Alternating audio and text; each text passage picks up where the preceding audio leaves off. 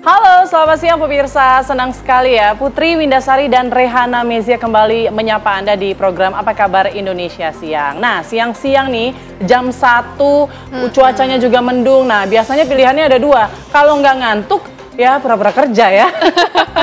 Kalau Rehana pilihnya yang mana nih? Pura-pura gini ya, kalau misalkan antara dua itu. Mau keceplosan ya, pura-pura kerja. Sebenarnya pura-pura kerja, tapi tidur juga enak. Gimana kalau misalkan kita itu lebih baik tidur sambil kerja? Nah, kalau itu bisa dilakukan hanya dalam mimpi gitu ya. Nggak apa-apa, kita harus mimpi setinggi-tingginya, Pun. Nah, paling nggak kita hadir ini juga untuk menolong pemirsa nih yang mungkin pura-pura kerja saat ini. Paling nggak kelihatan buka laptop online shop, tapi buka laptop nonton TV gitu ya. Nonton TV, wah nonton kita di sini. Dan yang pastinya akan melek nih, yang tadinya ngantuk jadi melek karena kita hadirkan beragam informasi menarik ya, Ri. Betul sekali. Kita langsung saja ke informasi pertama ya, Put ya. Ini pemirsa, ada kecelakaan beruntun terjadi di ruas tol Cikopo yang berada di Palimanan kilometer 72 wilayah Cikopo, Purwakarta, Jawa Barat. Ya, 5 orang tewas dalam kecelakaan itu.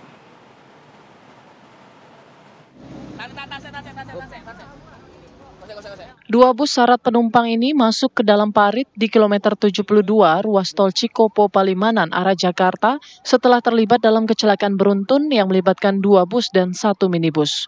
Benturan keras dalam kecelakaan beruntun itu mengakibatkan dampak fatal. 5 orang meninggal dunia di lokasi, puluhan penumpang luka-luka, 7 diantaranya luka berat.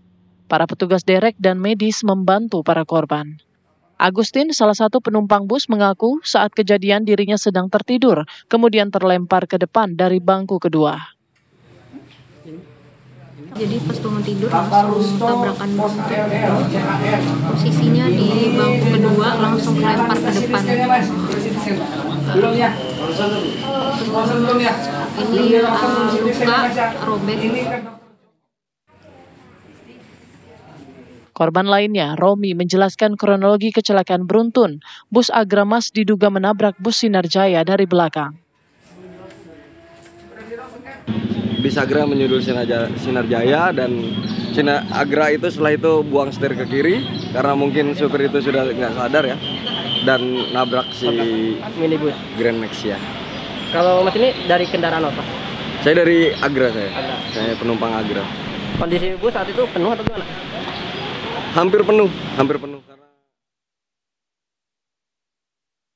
Kasus kecelakaan beruntun ini kini dalam penanganan unit laka lantas Polres Purwakarta. Seluruh korban luka maupun meninggal dunia telah dibawa ke RS Abdul Rajak Purwakarta.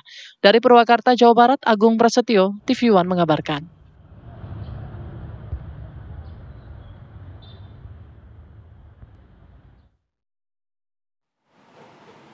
Pemirsa, diduga akibat remblong, sebuah truk menabrak kendaraan lain yang hendak berbelok. Seperti inilah pemirsa suasana di lokasi kejadian usai sebuah truk menabrak mobil yang berwarna merah hingga ringsek di Jalan Cinunuk, Cileunyi, Kabupaten Bandung, Jawa Barat pada hari Senin malam. Kecelakaan ini bermula saat mobil merah hendak berbelok ke kanan menuju ke arah ATM. Sementara mobil hitam dari arah berlawanan sudah memberikan ruang untuk mobil merah melintas. Namun secara tiba-tiba, sebuah truk dari arah Bandung menuju Cileunyi melaju dengan kecepatan tinggi dan menabrak bagian belakang mobil merah yang ditumpangi 3 orang. Benturan keras dari arah belakang mendorong mobil merah menabrak mobil lainnya dari arah berlawanan. Guna mengetahui penyebab pasti kecelakaan ini, Satlantas Polresta Bandung mengamankan 3 unit kendaraan yang rusak dan meminta keterangan sopir truk serta para korban laka lainnya.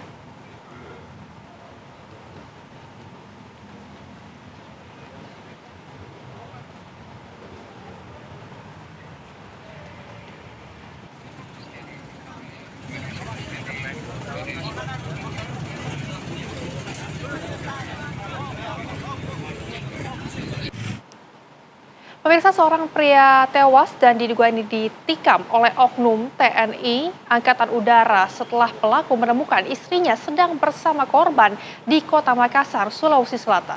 Ya, usai kejadian, oknum TNI tersebut langsung diamankan oleh polisi militer Angkatan Udara. Ya, kita pikirin foto mukanya, nggak boleh. Video ini memperlihatkan seorang pria berbaju putih bersimbah darah di bagian pinggang belakang, diduga ditikam oleh oknum TNI Angkatan Udara, Serda AL, di sebuah perumahan di Kecamatan Biringkanaya, Kota Makassar, Sulawesi Selatan.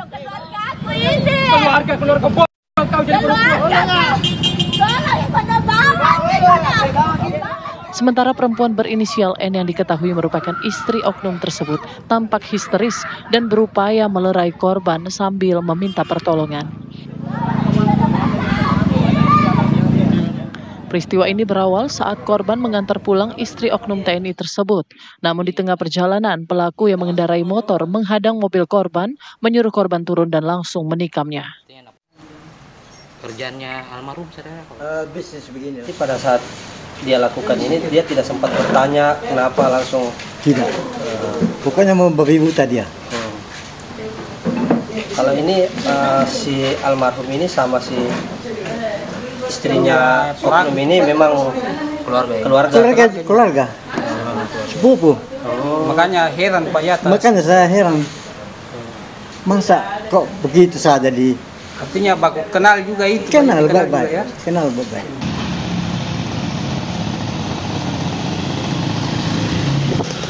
Korban sempat dilarikan ke rumah sakit, namun nyawanya tak tertolong karena kehabisan darah akibat luka tikam di pinggang belakang dan lengan kiri. Sementara itu, oknum TNI Serda AL langsung menyerahkan diri dan kini dalam penanganan Polisi Militer Angkatan Udara. Dari Makassar, Sulawesi Selatan, Wawan Setiawan, TV One mengabarkan. Penusukan maut juga terjadi di Cililitan, Jakarta Timur semalam, pemirsa. 1 orang tewas di tempat, sementara 1 orang lainnya luka dan dirawat di rumah sakit.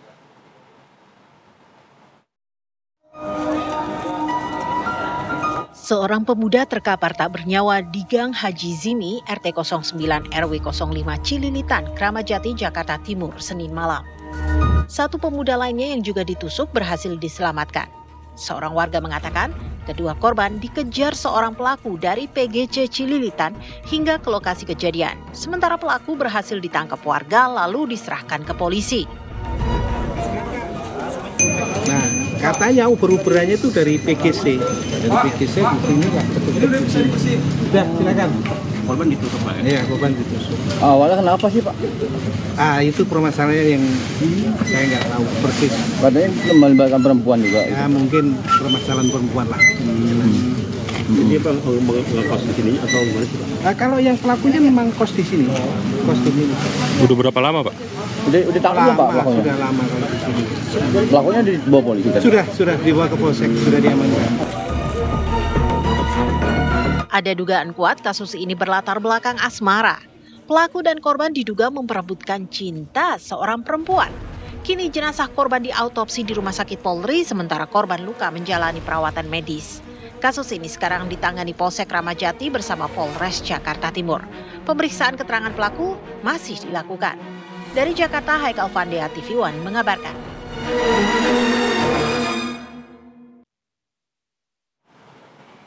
Pemirsa, kecelakaan terjadi di Tol Cipali kilometer 72 dan ini juga menewaskan 5 orang yang diketahui meninggal dunia. Dan kami akan ajak Anda pemirsa untuk bergabung dengan rekan kami ada Agung Prasetyo untuk memperbarui informasi langsung mengenai kecelakaan maut yang lagi-lagi terjadi di Tol Cipali.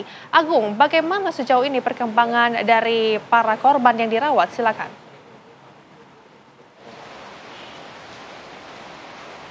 Iya, terima kasih informasi terbaru terkait kecelakaan maut yang menewaskan 5 orang dan luka-luka puluhan, yang mana memang ini saat ini kami berada di Rumah Sakit Abdul Rojak Purwakarta. Dan saat ini juga terdata yang masuk ke Rumah Sakit Abdul Rojak ini sebanyak 38, diantaranya 5 orang meninggal dunia dan 33 orang mengalami luka sedang dan luka berat ataupun luka ringan. Untuk korban meninggal dunia saat ini sudah teridentifikasi oleh pihak DPI Polres Purwakarta, yang mana atas nama Anom Widodo usia 50 tahun ini merupakan sopir bus Agramas. Selain itu juga ada Yasin 46 tahun yang merupakan kernet Agramas. Dan selain dari kedua orang yang meninggal dalam bus Agramas ini juga ada 3 orang yang meninggal dunia dari minibus Grand Max atas nama Walianto 39 tahun, Odi Tri 39 tahun, dan Guzen Fauzi 34 tahun. Adapun untuk korban luka-luka baik luka ringan ataupun luka berat yakni masih berada di Rumah Sakit Abdul Rojak, di antaranya 3 orang mengalami luka serius masih di ruangan intensif, yang mana sebagian korban yang mengalami luka-luka sedang sudah dipindahkan ke ruang inap. Dan selain yang berada di Rumah Sakit Abdul Rojak, 6 korban lainnya juga dibawa ke Rumah Sakit Siloam, namun memang kondisinya sudah membaik dan dijemput pihak keluarga. Untuk 5 korban yang meninggal dunia masih berada di ruang jenazah untuk menunggu pihak keluarga menjemput, dan tadi juga dari Jasara Harja sudah melakukan pendataan dan mendatangi para korban.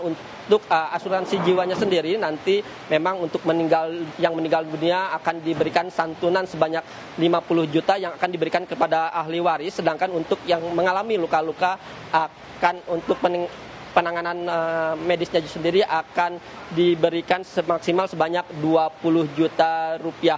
Dan adapun untuk penyelidikan sendiri, pihak kepolisian dari Korlantas Polri dan Polda Jawa Barat serta Satlantas Polres Purwakarta pada siang tadi telah menggelar olah TKP di lokasi kejadian, yang mana memang olah TKP sendiri dibantu menggunakan alat 3D scanner untuk mengetahui gambaran sebelum, saat, dan setelah kejadian kecelakaan. Adapun selain itu juga ada 4 faktor lainnya yang harus diselidiki, yakni faktor manusia, yang mana memang nantinya pihak kepolisian akan melakukan pemeriksaan ke sejumlah saksi baik dari bus Agramas ataupun kendaraan lainnya. Selain itu juga akan melakukan pemeriksaan terhadap bangkai kendaraan, apakah ada faktor kelalaian dari kendaraan, remblong ataupun memang kecepatannya cepat. Selain itu juga dari faktor jalan, yang mana selain itu ada cuaca juga pada saat kejadian.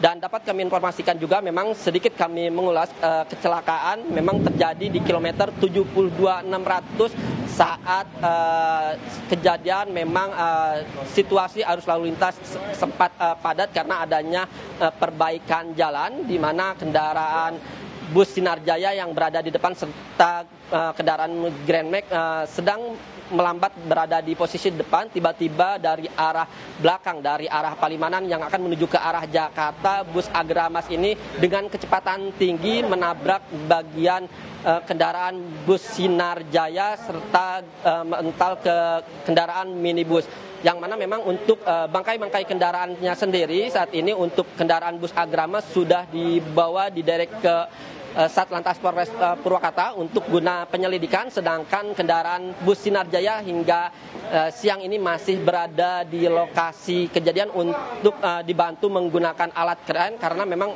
posisinya berada di dalam parit. Sementara itu yang dapat kami kembalikan ke Anda di studio. Baik, Agung Prasetyo mengabarkan langsung dari Purwakarta, Jawa Barat.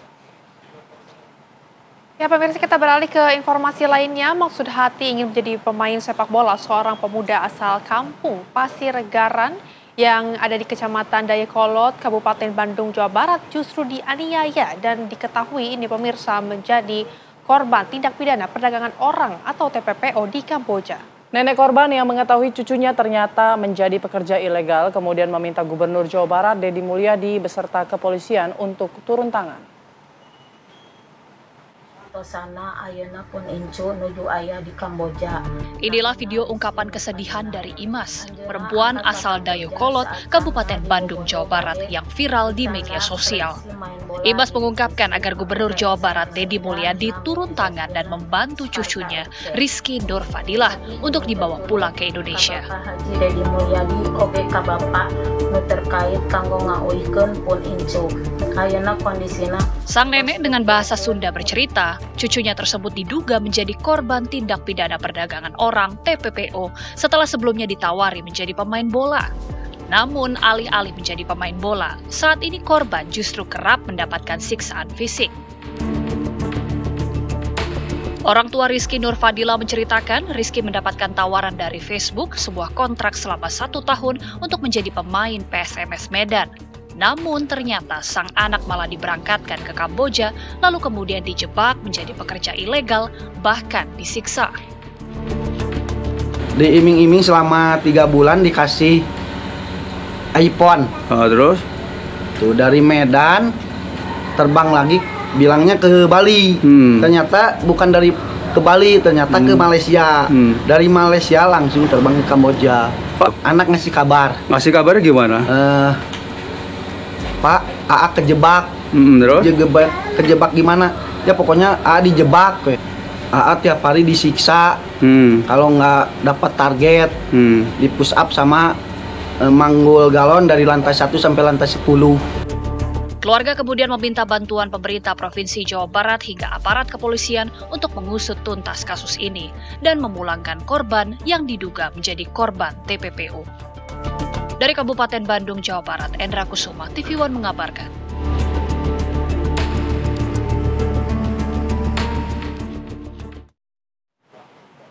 Kita beralih ke informasi lain, pemirsa. Ketua Komisi 3 DPR RI Habibur Rahman mengklaim isi rancangan Kitab Undang-Undang Hukum Acara Pidana atau RKUHP yang baru selesai disusun hampir 99,9% merupakan masukan dari masyarakat sipil. Hal tersebut disampaikan Habib kepada wartawan sebelum rapat paripurna DPR untuk mengesahkan RKUHP menjadi undang-undang. Habib juga membantah DPR mencatut nama-nama LSM selama pembahasan RKUHP. DPR memastikan telah mengundang dan menyerap aspirasi sejumlah LSM maupun organisasi profesi sejak beberapa bulan terakhir.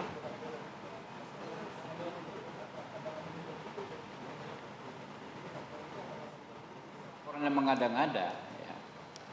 Orang jelas kok nggak ada pencatutan, apanya memanipulasinya. Kami justru mengakomodasi. Ya pemirsa, Ketua DPR RI Puan Maharani yang memimpin rapat paripurna akhirnya mengesahkan RUU KUHP yang menjadi undang-undang. Ya, hal ini mengakhiri proses pembahasan RUU KUHP yang telah berjalan selama 2 tahun. Puan menegaskan KUHP akan mulai berlaku 2 Januari 2026. Jadi seperti yang disampaikan dalam rapat paripurna oleh Ketua Komisi 3 bahwa proses ini sudah berjalan hampir 2 tahun, sudah melibatkan banyak sekali meaningful participation, sudah lebih dari kurang lebih 130 masukan. Kemudian sudah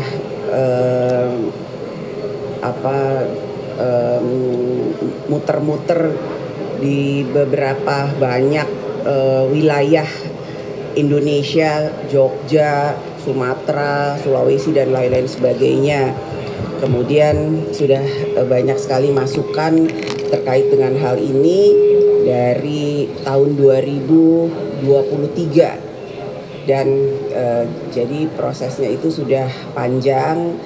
Kemudian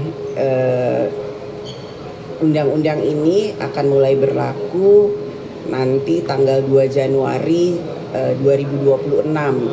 Jadi kalau kemudian tidak kalau tidak diselesaikan dalam proses yang sudah berjalan hampir 2 tahun, tentu saja kemudian tidak bisa menyelesaikan masalah-masalah yang sudah 44 tahun undang-undang ini berlaku, dan banyak sekali hal-hal yang diperbaharui yang sudah melibatkan banyak pihak yang kemudian dalam pembaharuannya itu berpihak kepada hukum yang mengikuti zaman atau hukum-hukum atau undang-undang yang berlaku sekarang.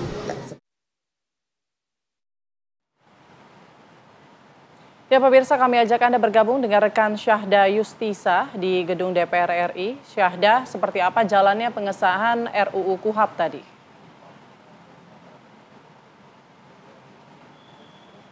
Rehana Putri dan juga pemirsa, benar sekali bahwasannya untuk hari ini DPR RI menggelar rapat paripurna yang ke-8 tentunya di gedung DPR RI, di mana membahas sejumlah hal. Ada 5 poin dan salah satu poin yang kami highlight sebagai awak media adalah mengenai pengambilan keputusan tingkat kedua terhadap rancangan Undang-Undang Hukum Acara Pidana. Dan seperti yang tadi disampaikan oleh Rehana Putri dan juga pemirsa, bahwasannya hari ini Dewan Perwakilan Rakyat resmi mengesahkan rancangan Undang-Undang Hukum Acara Pidana dalam rapat paripurna yang berlangsung pada hari ini. Untuk sebagai informasi bahwasanya apa sebenarnya RUU KUHP itu sendiri, pemirsa, RUU KUHP itu sendiri ini merupakan prosedur resmi yang sebenarnya mengatur berbagai proses penegakan hukum pidana yang dilakukan. Ini mulai dari penyidikan, kemudian penuntutan, persidangan, bahkan hingga pelaksanaan putusan pengadilan. Dan tadi seperti yang disampaikan pada saat rapat paripurna usai, Ketua DPR RI Puan Maharani menegaskan bahwasanya untuk proses dari rancangan Undang-Undang KUHP itu sendiri memakan waktu yang cukup panjang, yakni sekitar 2 tahun, dan tentunya melibatkan partisipasi publik. Dan ini juga divalidasi kembali dengan pernyataan dari Ketua Komisi 3 DPR RI, yakni Habibur Rahman, yang menyebutkan bahwasannya isi dari RUU KUHP itu sendiri merupakan masukan dari masyarakat, yakni hampir 100%. Nah, lantas kemudian apa-apa saja sebenarnya substansi utama dari RUU KUHP itu sendiri? Ini sebenarnya ada 14 substansi, tetapi mungkin yang bisa saya rangkum bagi Putri, Rehana, dan juga pemirsa, salah satu diantaranya yakni mengatur penguatan hak tersangka dan juga korban, kemudian juga pendefinisian ulang kewenangan aparat penegak hukum, salah satunya juga pengaturan tentang advokat yang nantinya akan punya peran lebih kuat dalam pendampingan tersangka dan juga terdakwa. Dan selain itu juga ada perlindungan terhadap kelompok rentan serta modernisasi proses peradilan. Dan rancangan ini juga merespons sejumlah perkembangan hukum baik itu nasional serta hukum internasional, serta merapikan prosedur upaya paksa, penahanan, dan penyitaan supaya lebih menjunjung prinsip due process of law. Dan sejauh ini memang update-nya adalah bahwasanya memang untuk di publik sendiri tadi kami juga sempat mendengar isu yang disampaikan oleh Habibur Rahman bahwasanya ada konteks-konteks yang dikritik masyarakat, salah satunya ini terkait dengan penyadapan. Apakah penyadapan ini juga diatur dalam RUU KUHP itu sendiri? Sebelumnya untuk Habibur Rahman menjelaskan bahwasanya apakah dari RUU KUHP ini membuat akhirnya pihak kepolisian memudahkan untuk menyadap dan melakukan tindakan paksa terhadap proses-proses dari itu sendiri, tetapi bagi Habibur Rahman menegaskan bahwa aturan ini hoaks, dan ia menjelaskan bahwa ketentuan tersebut diatur jelas dalam pasal 136 ayat 2 bahwasannya untuk KUHP baru ini tidak mengatur terkait dengan penyadapan, dan teknisnya nanti akan diatur khusus dalam UU penyadapan yang masih akan dibahas. Dan kemudian apa sih yang membuat RUU dari KUHP ini sendiri kemudian direvisi? Salah satunya adalah KUHP yang digunakan di tanah air ini merupakan aturan yang telah lama, yakni Undang-Undang Nomor 8 Tahun 1981, yang artinya tadi seperti Ketua DPR RI sampaikan bahwasannya untuk rancangan dari KUHP itu sendiri telah 44 tahun digunakan tanpa adanya revisi besar, sehingga memang pembaharuan ini juga diperlukan mengingat bahwa sistem peradilan pidana yang semakin kompleks dan juga perlunya adanya sinkronisasi terhadap dengan KUHP baru seperti yang tadi disebutkan, karena memang hari ini KUHP telah disahkan sehingga nanti pelaksanaannya juga akan kemudian berlaku bersama-sama dengan KUHP, karena memang seperti yang disampaikan bahwa KUHP dan KUHP berbeda, nantinya akan berlaku di 2 Januari 2026. Sementara demikian update-nya dari DPR RI, saya kembalikan ke studio. Anda kembali bersama kami di Apa Kabar Indonesia Siang. Pemirsa, kecelakaan maut kembali menimpa rombongan jamaah umroh. Kali ini 45 orang pemirsa diketahui dalam rombongan asal Hyderabad, India meninggal dunia dalam insiden tersebut. 45 jamaah umroh asal Hyderabad, India meninggal dunia saat bus yang mengangkut mereka dari Mekah menuju Madinah bertabrakan dengan sebuah truk tangki BBM. Tabrakan itu menimbulkan api yang membesar dengan cepat di jalan tol pada 17 November. Kecelakaan tersebut hanya menyisakan 1 orang selamat dari rombongan. Banyak dari para korban merupakan satu keluarga. Rombongan tersebut sebenarnya terdiri dari 50 orang. Namun 4 orang lainnya berpisah karena menggunakan mobil. Sementara sisanya melanjutkan perjalanan menggunakan bus. Insiden ini ditanggapi Perdana Menteri India Narendra Modi yang menyampaikan ucapan duka cita melalui media sosialnya.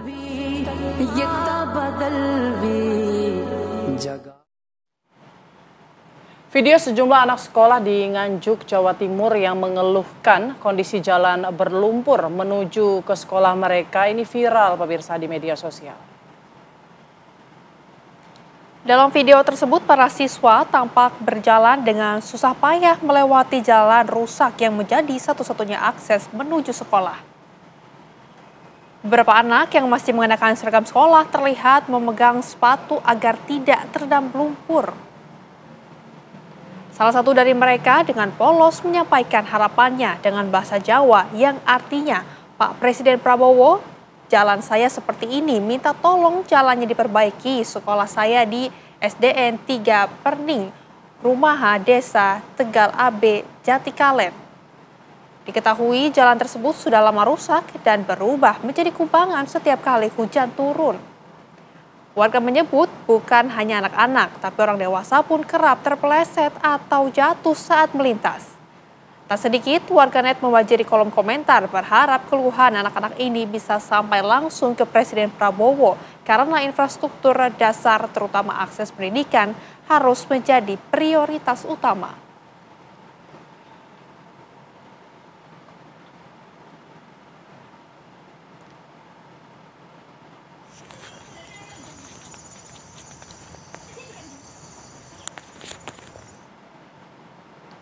Pemirsa, seekor ular kobra yang cukup panjang ini ditemukan di Bangkalan, Jawa Timur di bawah lemari mereka.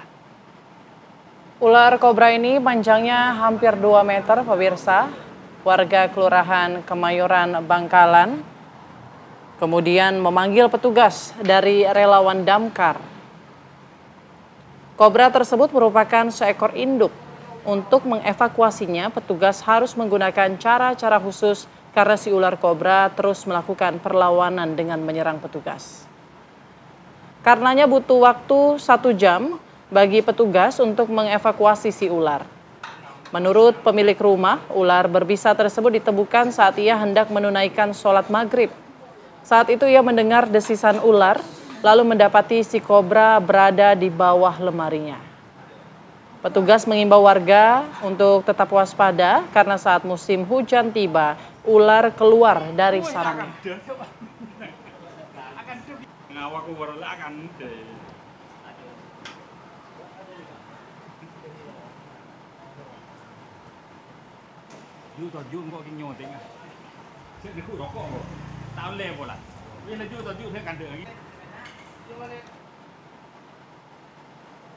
Kita beralih ke informasi lainnya, pemirsa. Wakil Ketua DPR RI Cucun Ahmad Samsurijal mengklarifikasi video viral tentang pernyataan tidak butuh ahli gizi. Cucun menjelaskan pernyataannya itu menindaklanjuti pembahasan soal tenaga ahli gizi berangkat dari hasil RDP Komisi 9 DPR yang sedang mencari solusi atas kelangkaan tenaga gizi di berbagai dapur MBG.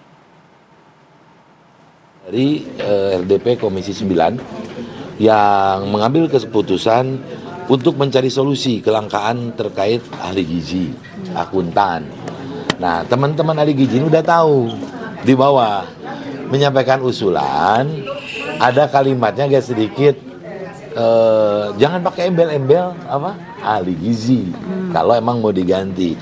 Nah, saya juga baru tahu ternyata si Persagi ini sama siapa BGN baru mau menindaklanjuti MOU yang sudah dari bulan Oktober.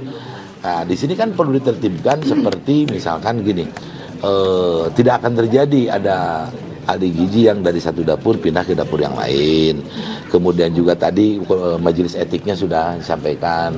Karena belum ada MOU teknis saja, ya sudah disampaikan tadi, makanya kejadian kemarin itu karena usulan tidak pakai lagi usulannya dalam forum itu. Ya kalau mau diganti jangan pakai ahli gizi, kita respon. Kita akan bawa kalau emang misalkan seperti ini nanti justru profesinya yang akan tereliminir sama yang profesi-profesi lain. Tapi tadi saya sampaikan aspirasi di sini dengan BGN, maksimalkan yang ada. Ya, profesinya adalah ahli gizi, karena kita berbicara gizi ini kan ya. Kepala Badan Gizi Nasional Dadan Hindayana ini merespons polemik pernyataan Wakil Ketua DPR RI Cucun Ahmad Syamsurizal mengenai makan bergizi gratis yang tak memerlukan ahli gizi. Kepala Badan Gizi Nasional Dadan Hindayana menegaskan keberadaan tenaga yang memahami gizi adalah harga mati dan menjadi komponen krusial di setiap unit pelayanan SPPG. Desain program MBG yang tak menetapkan standar menu nasional justru menjadi alasan utama mengapa setiap satuan pelayanan pemenuhan gizi wajib memiliki tenaga ahli. Kendati begitu, Wakil Ketua DPR RI Cucun Ahmad Syamsurizal menyampaikan permohonan maaf atas ucapannya di depan Forum Persatuan Ahli Gizi Indonesia dan menyatakan sikap berkolaborasi dengan seluruh pihak untuk menyukseskan program MBG.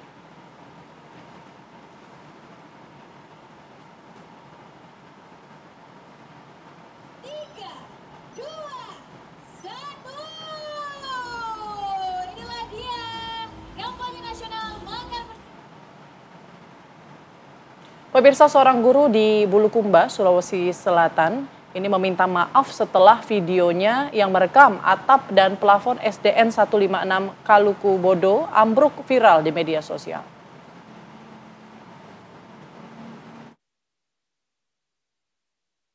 Ahmad Firman, seorang guru SDN 156 Kaluku Bodo, Bulukumba, Sulawesi Selatan, viral di media sosial. Ia meminta maaf setelah mengunggah kondisi atap dan plafon sekolah yang ambruk.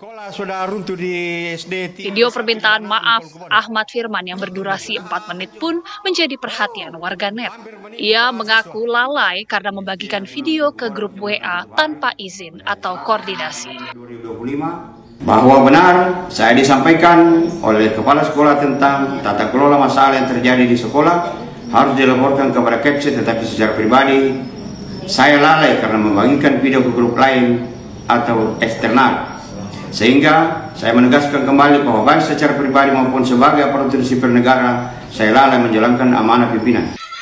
Diketahui insiden robohnya atap plafon salah satu ruangan di SDN 156 Kaluku Bodo terjadi pada 11 November 2025. Dalam video yang diunggah memperlihatkan kondisi atap dan plafon yang ambruk saat jam pelajaran sedang berlangsung.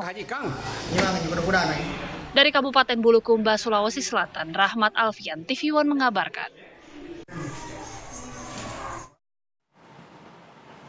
Lalu pemirsa, seperti apa sebenarnya duduk perkara kasus yang viral dan ramai dikritisi warganet ini? Kami telah bergabung dengan Bapak Ahmad Firman selaku guru SDN 156 Kaluku Bodo dan juga ada Bapak Ayatullah selaku Humas Pemda Bulukumba. Kita akan ke Pak Ahmad Firman terlebih dahulu.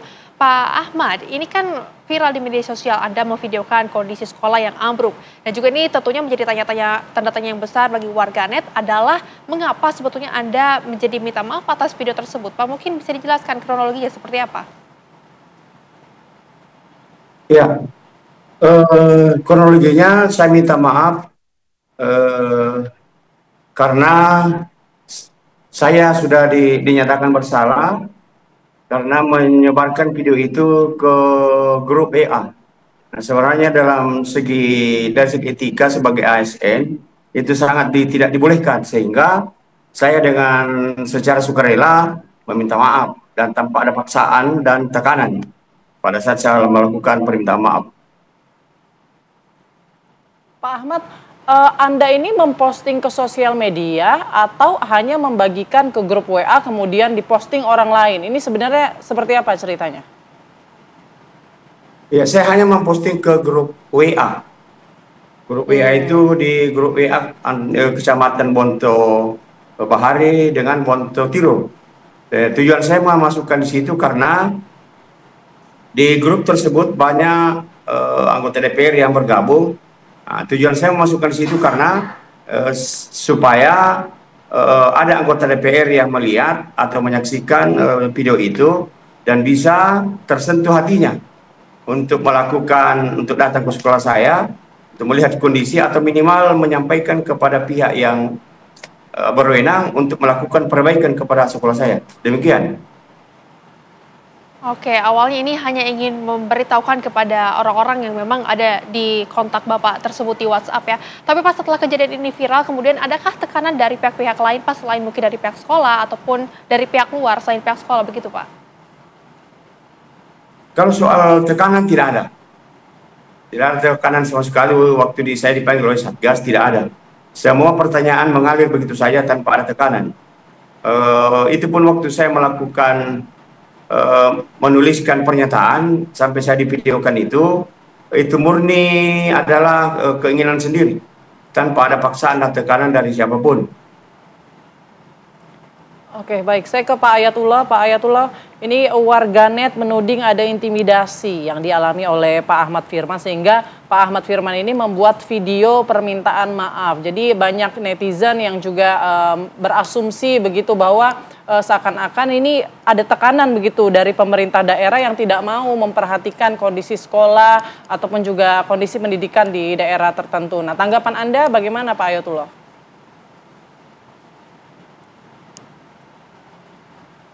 Ya, terima kasih atas kesempatan ini. Jadi setelah pasca Pak Ahmad Firman memviralkan atau membagikan videonya itu, kemudian Satgas memanggil pihak sekolah termasuk Pak Ahmad Firman. Jadi dari video yang beredar itu sebenarnya ada kontes yang ada misinformasinya. Misinformasinya adalah dalam keterangan video itu menyebut bahwa hampir menimpa siswa. Sementara kita tahu bersama bahwa sejak Maret 2005 tahun ini itu ruangan sudah kosong, sudah dikosongkan oleh pihak sekolah kelas 5 SD itu, kemudian dipindahkan ke ruang belajarnya di perpustakaan. Nah ini menurut Satgas ini sedikit melanggar etika karena menyebarkan informasi yang tidak benar. Itu satu.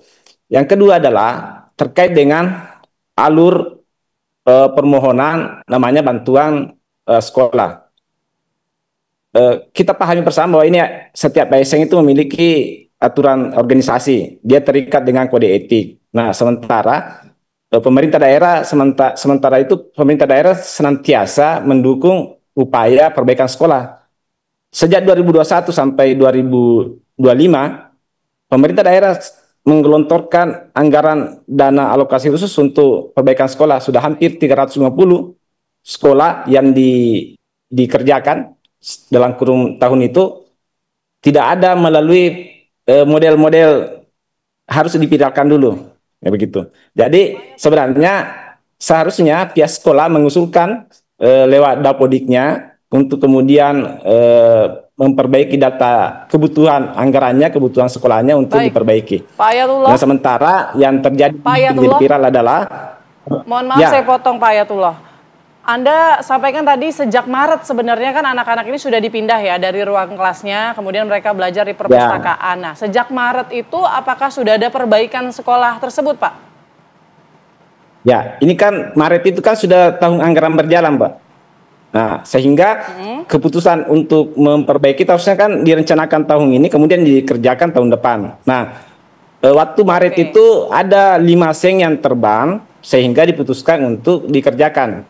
Sehingga diputuskan untuk dikosongkan. Sebenarnya pihak sekolah bisa membiayai lewat dana BOS untuk mengganti 5 seng itu. Tapi karena pertimbangan informasi dari kepala sekolah mengatakan sudah tidak bisa, tidak ada tukang, tidak ada pekerja yang mau memperbaiki, sehingga diputuskan untuk mengosongkan daripada misalnya sementara bekerja, sementara belajar, anak-anak belajar itu akan tertimpa. Nah, makanya ini antisipasi dari pihak sekolah memindahkan kelas 5 ini yang rusak ruangannya ini ke ruang perpustakaan. Nah, di sini salahnya miss-nya. Karena saudara kita Pak Ahmad Firman menyampaikan bahwa hampir menimpa siswa. Itu yang pertama. Yang kedua adalah secara aturan ASN kita terikat organisasi. Ada alurnya tersendiri ketika kita terikat dengan ASN. Sehingga ketika ada permasalahan yang ada terjadi di internal kita itu harus diselesaikan dengan alur tersendirinya. Tidak serta-merta harus disampaikan ke publik. Betapa kacaunya negara ini ketika seluruh ASN baik di kementerian pemerintah daerah, ketika setiap permasalahan yang ada di instansinya itu disebarkan secara publik. Kan tidak bisa. Nah, itu dia aturan tersendiri. Oke, nah, kini diatur oleh peraturan bupati tentang etika ASN, etika PNS Baik, itu. baik. Salah satu poinnya adalah tidak menyebarkan berita palsu atau tidak menyebarkan informasi yang salah. Baik. Nah, ini yang kita tekankan di situ, yang mungkin Satgas menganggap ini harus Baik, Pak Ayatullah. harus diklarifikasi. Baik. Ya. Saya ke Pak Firman terlebih dahulu ya. Pak Firman, sebelum Anda men-share video tersebut ke grup WhatsApp, mungkin ada langkah yang sudah dilakukan sebelumnya, misalnya lapor ke Dinas Pendidikan setempat terlebih dahulu, atau sudah ada nggak Pak upaya-upaya seperti itu sebelum akhirnya Bapak ngeblas itu ke grup WhatsApp atau kontak-kontak yang ada di handphone Bapak? Ya, upaya yang dilakukan oleh pihak sekolah, terutama kepala sekolah saya, itu sudah melakukan pelaporan ke Dinas Pendidikan soal atap yang rusak itu, karena sebelumnya 2024 sudah jatuh atapnya akibat angin kencang. Sudah diperbaiki, tetapi pada tidak lama rusak kembali. Setelah mau diperbaiki ulang, sudah tidak ada yang mau naik karena kayunya sudah sangat lapuk. Nah, itulah yang jadi motivasi saya, sehingga pada saat ada kejadian itu pelapon runtuh dan saya ikut jatuh juga, di situ saya secara spontan memvideokan sendiri dengan bicara sendiri tanpa melakukan koordinasi dengan kepala sekolah. Nah, sampai saya masukkan ke grup Pak, ini WhatsApp. sudah ada laporan kan? Dengan harapan itu tadi. Oke, baik. Sudah ada laporan, artinya kita akan tanyakan ke Pak Ayatullah. Pak Ayatullah, ini sebetulnya bagaimana Pak? Apakah tim Anda sudah mengecek langsung ke sekolah? Karena informasinya ini sudah ada laporan dari pihak sekolah ke sana, Pak. Bagaimana dari pihak Anda? Apakah memang sudah benar mengecek langsung ke lokasi? Jadi pihak sekolah sudah, yang tadi dia sampaikan Pak Ahmad Firman, bahwa pernah terbang 1 sen sudah diperbaiki, tapi di Maret ini terjadi kerusakan lagi sehingga dipilih untuk mengosongkan, dan itu sudah dilaporkan oleh kepala sekolah. Kepala sekolah dianjurkan oleh pihak Dinas Pendidikan untuk mengupdate data dapodiknya. Data dapodik ini adalah jalur untuk mengusulkan perbaikan kerusakan sekolah. Nah, ini yang sudah disampaikan kepada pihak sekolah dari Dinas Pendidikan untuk memperbaiki datanya, update-nya, berapa kerusakannya, sehingga nanti akan diverifikasi oleh Dinas Pendidikan untuk mengestimasi berapa kebutuhan anggarannya untuk perencanaan tahun 2000 untuk kegiatan tahun 2026. Ya. Ya, baik. Terima kasih banyak penjelasannya Pak Ayatullah dan Pak Ahmad Firman. Tapi kita harapkan ya Pak, jangan menunggu tahun depan, karena kan proses pembelajaran ini masih ada beberapa bulan lagi sebelum tahun ajaran baru. Jadi supaya anak-anak ini bisa belajar dengan nyaman. Terima kasih banyak Bapak-Bapak sudah bergabung bersama kami di Apa Kabar Indonesia Siang. Anda kembali di Apa Kabar Indonesia Siang, pemirsa. Detik-detik longsor di Banjarnegara, Jawa Tengah direkam warga. Saat ini situasi di lokasi masih labil karena pergerakan tanah yang masih terjadi.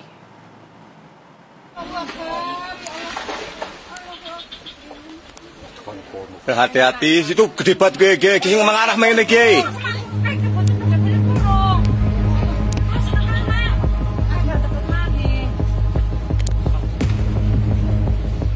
Gue, sing gede banget gue ngisor gue.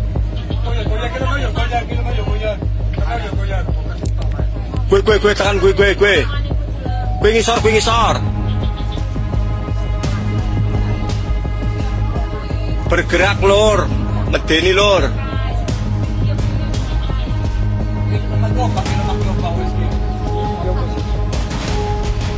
Kita tekan kali ge kayak niki, kita tekan kali ge. Minggu siang 16 November, bencana longsor besar terjadi di Dusun Situkung, Desa Pandanarum, Banjarnegara, Jawa Tengah. Longsor tersebut masih terus terjadi hingga hari ini. Warga menyebut longsor terjadi setelah hujan lebat yang terjadi dalam 2 hari dan berdurasi lama.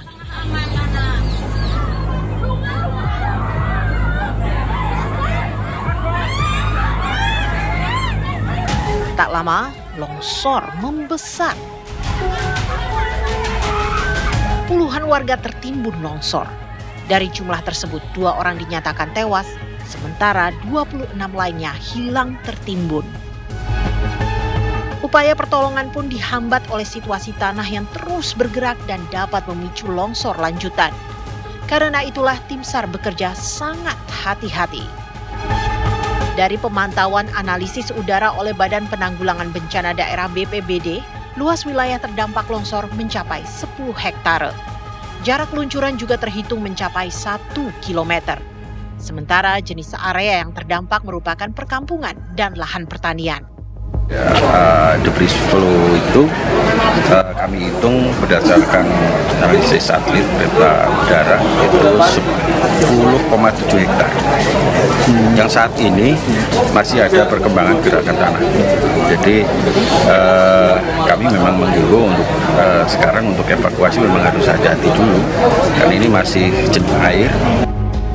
Situasi tersebut membuat tim gabungan melarang warga mendekati area bencana. Hanya petugas berwenang yang boleh berada di sana dan mereka harus senantiasa waspada. Dari Banjarnegara, Jawa Tengah, Ronaldo Bramantyo, TV One mengabarkan.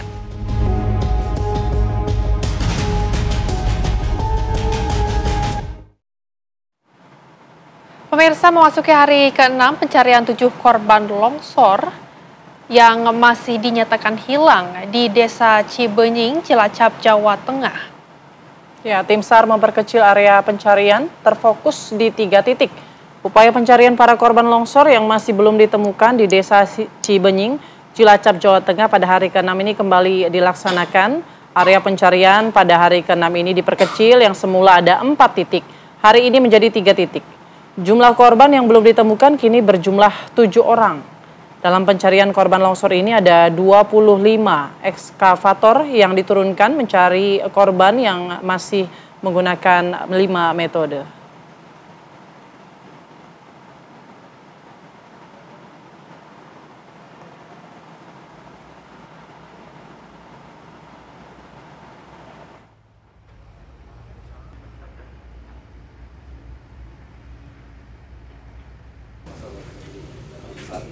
Jadi yang sudah diturunkan kemarin nanti sama Juni ya di tanggal 16 tanggal hari ketiga.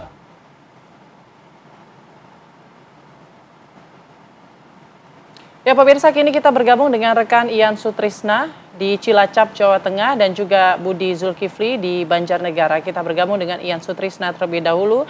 Ian, seperti apa kondisi saat ini di lokasi Anda?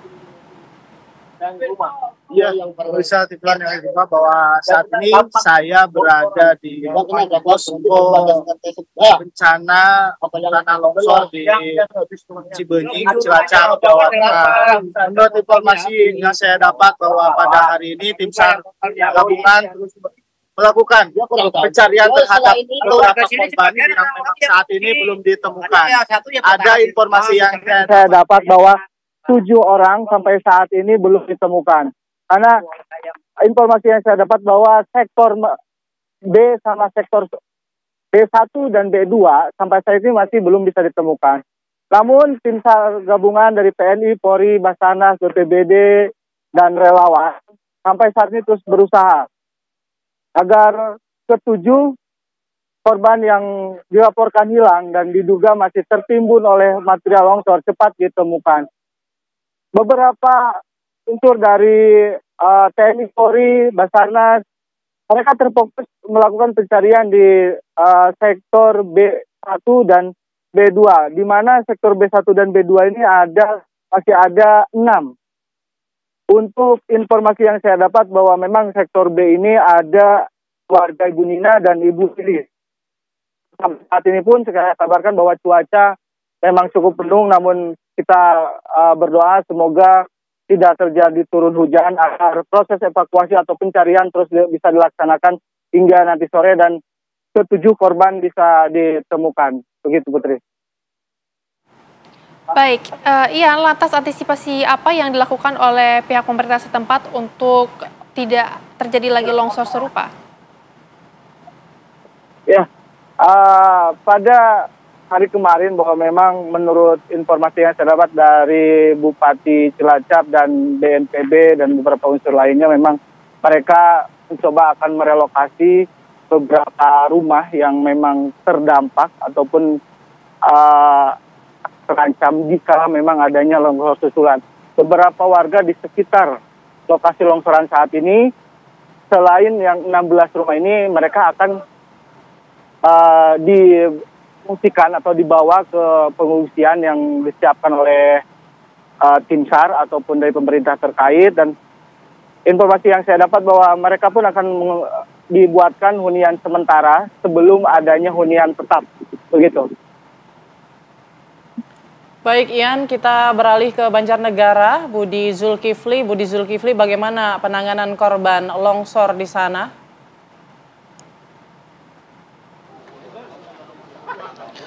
Ya, sampai saat ini tim SAR gabungan masih berupaya untuk melakukan pencarian dari 27 korban yang dilaporkan hilang dalam musibah longsor yang terjadi di kawasan Pandan Arum maksud saya, di Banjarnegara, Jawa Tengah ini. Sejauh ini tim SAR masih belum bisa bekerja secara maksimal karena di lokasi masih ada gerakan tanah, sehingga tim SAR yang dikerahkan untuk hari ini masih dalam jumlah terbatas. Dari informasi yang kami dapatkan di lapangan menyebutkan bahwa tim SAR gabungan saat ini masih berfokus pada kawah yang terbentuk akibat longsoran, di mana di kawah tersebut ada genangan air dengan debit yang cukup banyak, dan hari ini sedang diupayakan untuk dibuat semacam sodetan begitu agar air yang tergenang banyak jadi bisa segera dialirkan supaya tidak berdampak membahayakan bagi keselamatan tim SAR yang bekerja di bawahnya. Upaya pencarian dari korban longsor di Banjarnegara ini dibagi dalam 3 sektor, yaitu sektor A, B, dan C, di mana saat ini masih difokuskan pada sektor B yang merupakan lokasi kawah seperti yang sudah saya sebutkan tadi. Kita ketahui bahwa longsor yang terjadi pada hari Minggu kemarin di Banjarnegara ini itu adalah merupakan longsor dari tebing dengan ketinggian sekitar 100 meter. Kemudian luncuran longsor ini turun sejauh hampir 1 kilometer, dan ini membuat ada puluhan rumah warga yang terdampak. Dan seperti yang sudah kita ketahui dalam laporan terbaru saat ini masih ada 27 orang yang dinyatakan hilang dan dalam proses pencarian.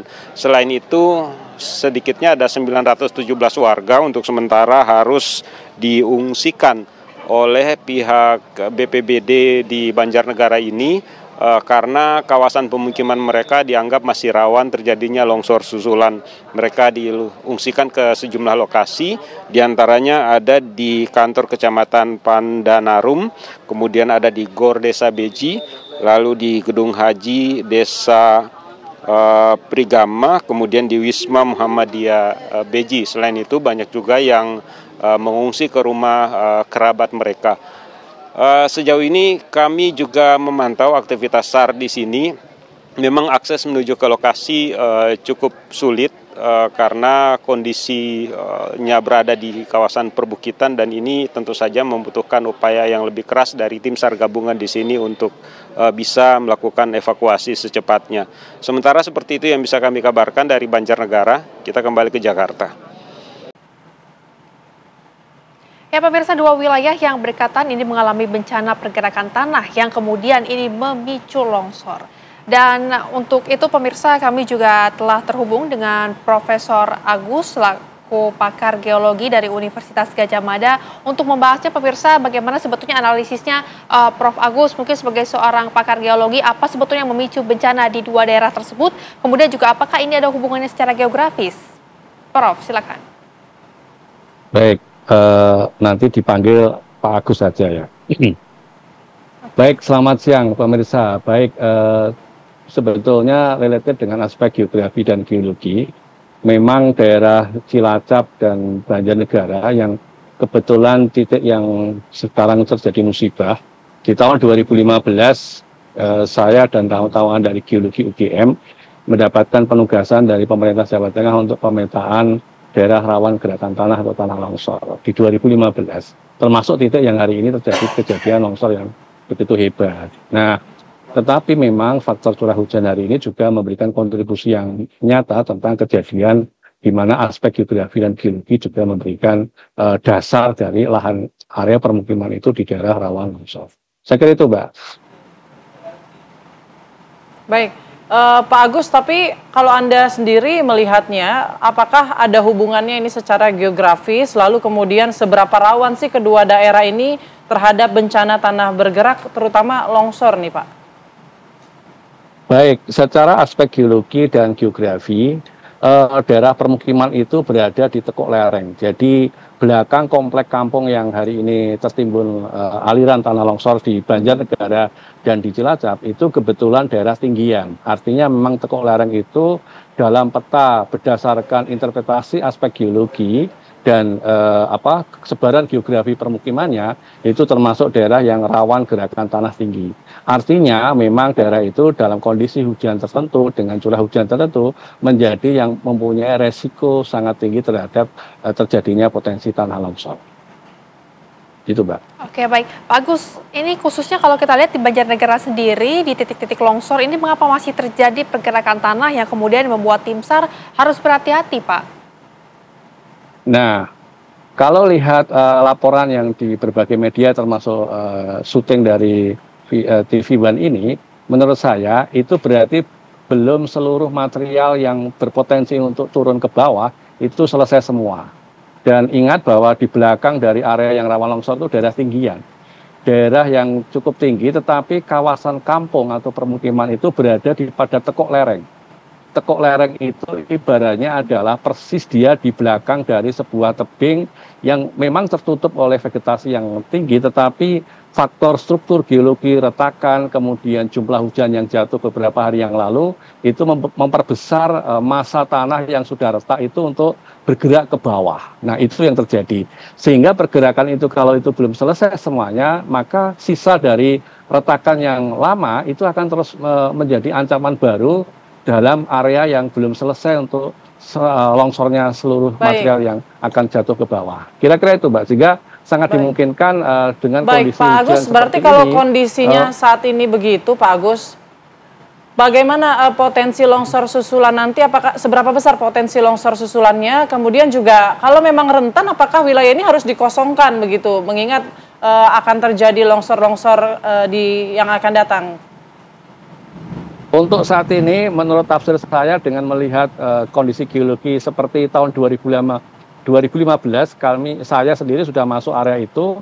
Untuk melihat itu berarti untuk sementara harus dikosongkan dulu menunggu jumlah hujan yang jatuh berkurang. Karena kalau kondisi ini misalnya hari ini tidak hujan, tetapi kemudian nanti malam hujan, berarti ada ancaman di area itu yang belum tersangkut oleh aliran tanah longsor. Artinya memang kawan-kawan SAR yang sudah bekerja itu tadi beberapa laporan teman-teman wartawan TV One di sana itu menghentikan sementara area untuk bermukim. Artinya semua dikeluarkan pada radius tertentu, walaupun itu belum longsor, tapi materialnya sudah ada di belakang dari kampung itu. Kira-kira itu, Mbak, alasan yang kenapa teman-teman SAR akhirnya untuk mengantisipasi supaya warga tidak terakumulasi kembali yang diduga masih ada potensi longsor susulan. Kira-kira itu, Mbak. Baik, Pak Agus, terima kasih banyak sudah berbincang bersama dengan kami di Apa Kabar Indonesia Siang. Selamat kembali beraktivitas.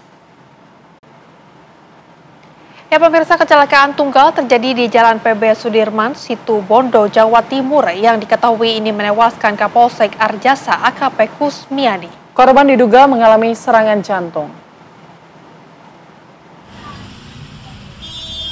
Sebuah mobil dinas polisi ditemukan warga dalam kondisi ringsek menabrak pohon di pinggir jalan. Seorang pengemudi yang diketahui adalah Kapolsek Arjasa AKP Kusmiani ditemukan terkapar di dalam mobil.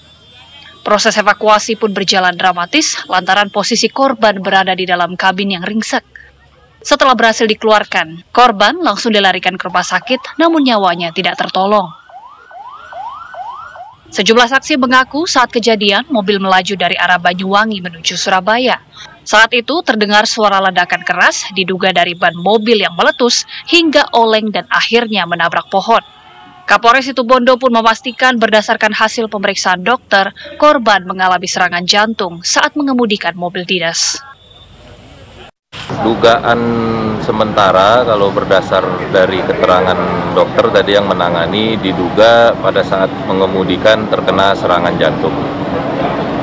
Ya, tapi masih kita lakukan olah TKP juga anggota, kemudian mengecek juga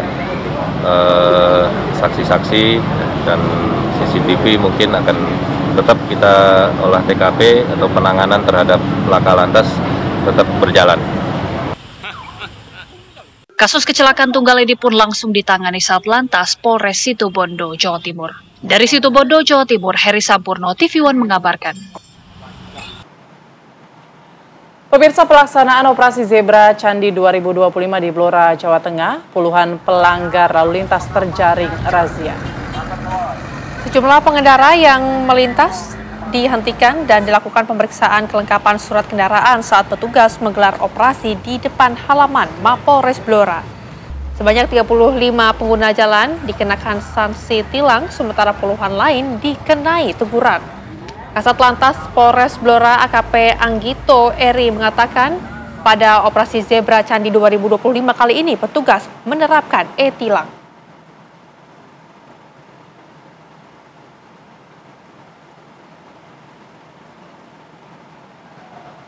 Informasi tadi juga sekaligus menutup jumpa kita di Apa Kabar Indonesia Siang. Saya Rehana Mezia. Dan saya Putri Windasari pamit undur diri. Terima kasih. Sampai jumpa.